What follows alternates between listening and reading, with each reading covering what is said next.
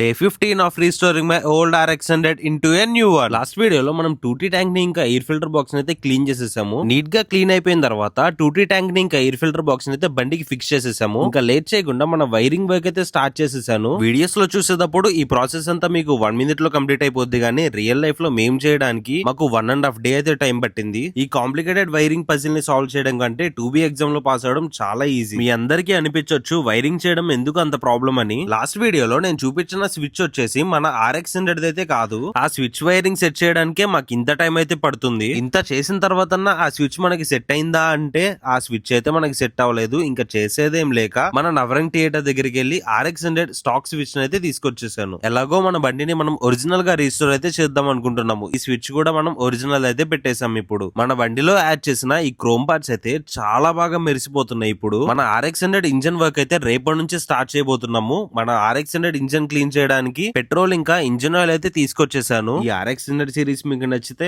మన పేజ్ ని అయితే ఫాలో చేసేయండి.